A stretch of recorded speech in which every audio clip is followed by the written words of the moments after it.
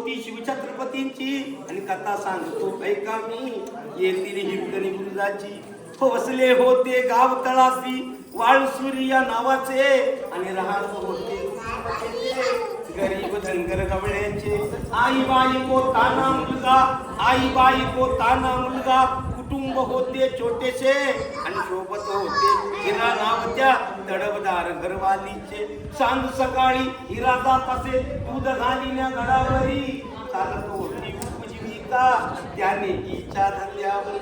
एके दिवशी दूध घालिता, एके दिवशी दूध घालिता गडावर हिरा विसावली. त्यानी नाही आले तिच्या सांज वेळ कधी कळून गे.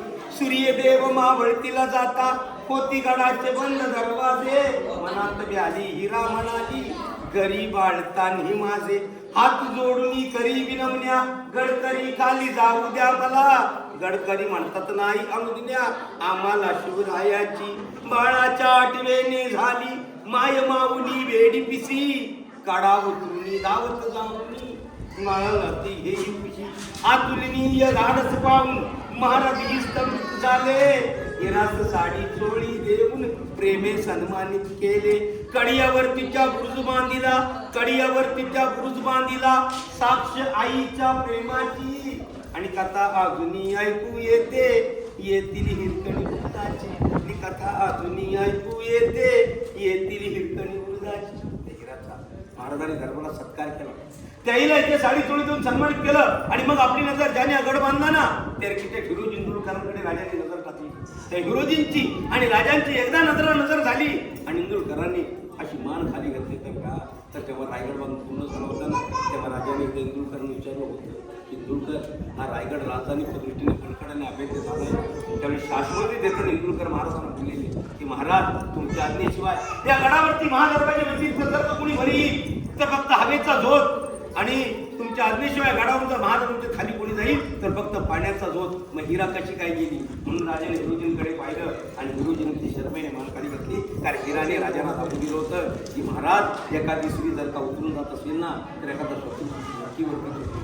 रायगड अजून राजधानीच्या दृष्टीने बळकणाने अभेद्य झालेला. महाराज लगेच दुसऱ्या इंदुरकरांना म्हटले की वा हिरोजी तुम्ही आमच्या बांधकाम खात्याचे प्रमुख म्हणून आडण तुम्हाला हिरोजी म्हणतो परंतु तुमचं बांधकाम कापणारी ही हिरा नव्हे हिरकणीच आहे. ज्या ठिकाणी आई उतरले तिथला कडा तापून घ्या. तिथे बुरुज बांधा आणि त्या बुरुजाला आईचं नाव द्या. कडा तापला गेला तिथे बुरुज बांधला गेला. त्या बुरुजाला हिरावून हिरकणी करून महाराजाने त्या आईला इतिहासामध्ये आदरावर करून हिरकणीचा बुरुज. आज देखील हिराची कथा मोठ्या अभिमानाने महाराष्ट्रात सांगतोय. कुणासाठी तर बाळासाठी. हे जे आईने केलं होतं याचं महाराजांनी दरबारात कौतुक केलं. त्या आईला साडी चोळी देऊन सन्मानित केलं.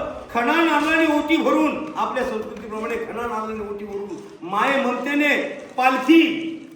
तेव्हाची पालखी म्हणजे आताचं काय कशाची तुलना करू शकतो आपण बेडकर साहेब. तेव्हाची पालखी म्हणजे आताचं काय. तेव्हाची पालखी म्हणजे आताची लाल दिव्याची गाडी. बरोबर ना साहेब. कारण ज्याला पालखीचा मान मिळायचा ना त्याला केवढा मोठा बहुमान वाटायचा.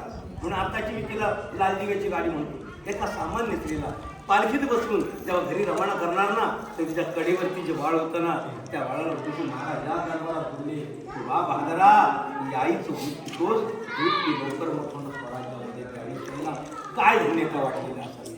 असं ते हिरकणीचं गुरु आणि अशी